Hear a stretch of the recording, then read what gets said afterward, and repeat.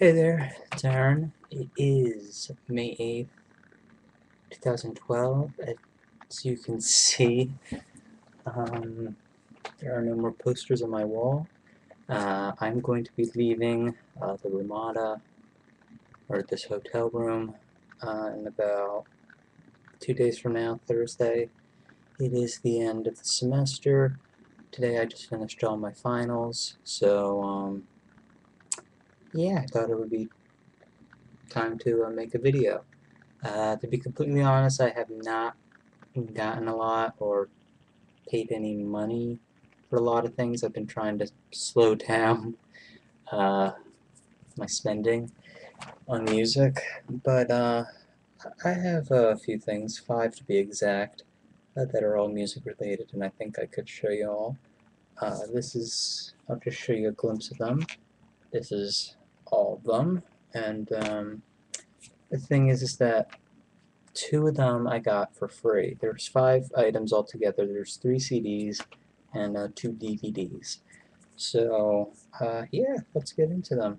Alright, so like I said, I'm going to get into the 2 ones that I got for free. Thanks to my college's radio station, they were able to give me free copies of these 2 albums. The first of them I want to show you, and I got this about on a Friday. What? This came out on April 17th, I think. Yeah, it did. And I got it on the Friday. It's about like 5 days, I think, before it came out. Hold on here. And I'm talking about Janis Joplin here, Pearl Sessions. It is a 2-disc set with the Pearl album, and then the second disc having outtakes. Some of these have been previously released, some of them haven't. Just outtakes, different versions of songs that would end up being Janis's last album. As if you are a Janis Joplin fan like I am, you will know that Janis did not live to see this album released, that she died in October of 1970, and this was released about a couple months after her death. I think February 1971. The thing that makes me really curious about this release is that why wouldn't they release it last year? Because last year it was 40 years since Pearl came out. But yeah, whatever. Like I said, it's a 2-disc set, and it's nice, nice package. Very nice liner notes. There's an interview here. Where's the liner? Yeah, there's a nice booklet in here. Comes with a little thing here about the other Janis release of her concert, Big Brother in '68, and then something about fashion that they're going to be like some clothing line they're going to be releasing under the Pearl name. And yeah, the booklet's fun to read. There's an interview that Janis's sister Laura does with the producer for the album, Paul Rothchild, before Paul Rothchild died. I think it was like '94 he passed away. And he produced this album. You may know Paul Rothchild for producing albums by The Doors and Love. I don't know if did he produce anything by, I don't know if he produced anything by Love, but yeah, booklet's cool to read. As for the discs, I mean, like I said, the original album comes with it, and we've heard the original album, time after time. I did a little bit of a sound test with a site called Dynamic Range, and I did a sound test on the first disc, which is basically the original album, and I got they released all Janis's major releases, her 2 with Big Brother and her 2 by herself. They put them in a box set called Box of Pearls around 1999, and they released them separately as well. And the sound on them are fine, so I don't see why the album need to be remastered, and good for them. Good for Columbia, they decided not to really tweak anything, because I did a sound test on the first disc here, and it sounds pretty much exactly the same as the one from 1999. So I did not listen to the first disc. I did, however, listen to the bonus tracks off the first disc. They are all mono single masters.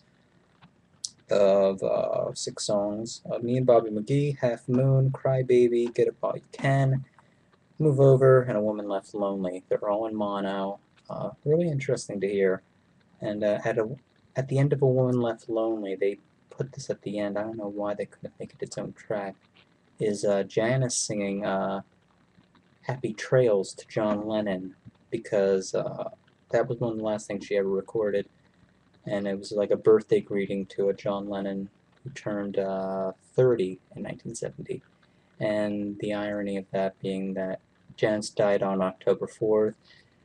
John's birthday was on October 9th, so that's what John had to listen to. I don't know if he ever, I think he listened to it, but the second disc is the real treat here because I've already listened to the Pearl album dozens of times, and if you haven't heard Pearl, it is an awesome album. As far as posthumous albums go, it's one of the best out there.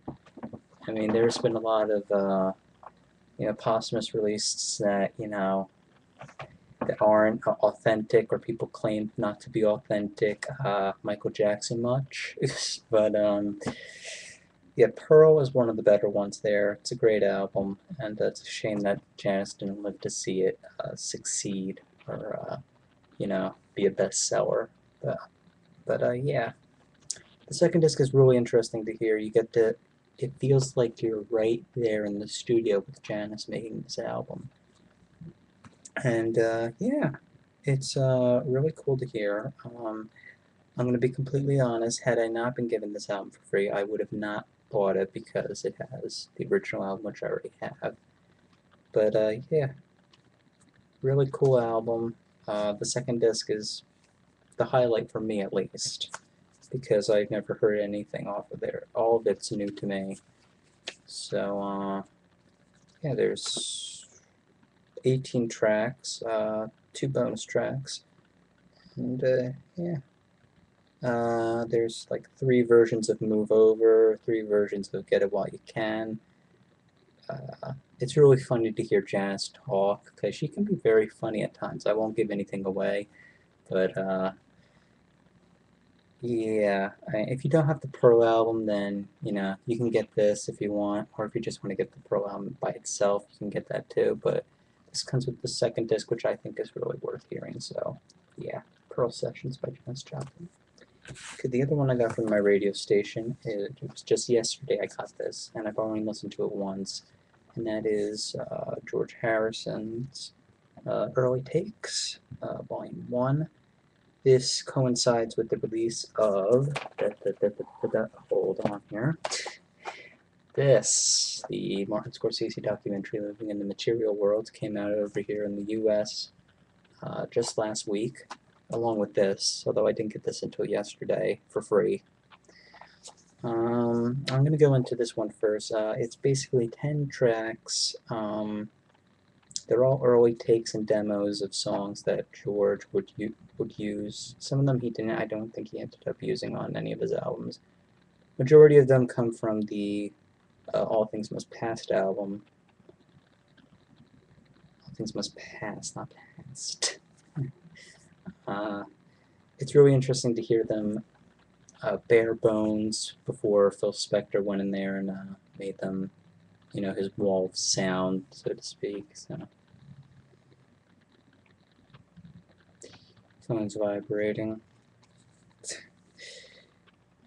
So yeah, it's really interesting. The album's only 30 minutes, but it says Volume 1. You see that? So that hints that there may be another one coming.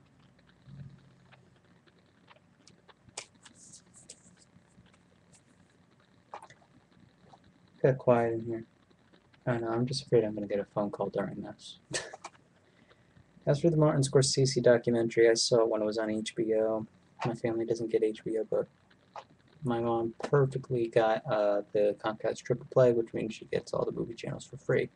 So that came just in time when the documentary was shown on HBO in October of 2011. The DVD just came out, and yeah, it's a nice little documentary. I wish they would have talked more about the solo career years of George, because we all know the Beatles story, right? The bonus material, Not a lot of it here. There's only 19 minutes worth of it, but there's some interesting stories on here. And, you know, who really cares? It's a good movie. So, if you haven't seen the movie, go get it. It's really good. It's very long, too. They had to split it on 2 discs. It's over 3 hours long, but if you're a Beatles fan, you'll want to see this. So,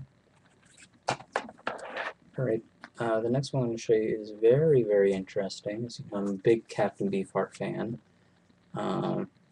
This is very cool. It is the original Bat Chain Puller. As you see here, you know, the story about the original Bat Chain Puller was recorded in '76. Got shelved because of legal disputes between Frank Zappa's manager. Took possession of some of his things. And, then when Frank finally got it, he saw no point in releasing it because by that time, Don Van Vliet, or Captain Beefheart's real name, he had pretty much re-recorded everything that was on this album. So, luckily, Gail Zappa has decided to release this, and she's only made it available on Frank's shop site called Barfco Swill. You can buy this for $26, and it's totally worth the money. It's got the original album, pretty good sound on there, and there's 3 bonus tracks. And it comes with a very nice booklet here. See, Bat Chain Puller. And it comes with liner notes from John French and Denny Wally. So, yeah, really great set. And I love this picture of Don. Look at that. What a nice picture. So, yeah, if you're a Beefheart fan like me, you may already own this. But I didn't know about it until like a month ago. That I knew this was coming out, but I didn't know it was already out. So, Bat Chain Puller, worth getting. And the last one here I got is Thin Lizzy DVD, like at Dublin Stadium, or National Stadium in Dublin. Again, something I thought that was only going to be released in England, but apparently it was released over here. It will run on US DVD players. It's a Region 1 DVD, and it just doesn't have the concert on here of them performing in 1975. It's got 2 other things on here. It's got Renegade, the Phil Lynott story, which is a 1982 documentary that they made on Phil. Really interesting documentary. And then there's the less interesting Sun Goes Down Farewell Irish Tour. There's barely any Thin Lizzy in the documentary. It's basically just the roadies talking. You do get to see the members of Thin Lizzy. It was during their farewell tour, but there's some bonus features on here of them performing on 6-5 Live, some short-lived show, and then a promo video for Phil's song Old Town. So, yeah, they made sure that every part of this DVD got filled up with stuff. So, yeah, this is totally worth it if you're a Thin Lizzy fan. So, yeah, that's pretty much all I've gotten, really. But, those are all the things I've done, and I'll see y'all later.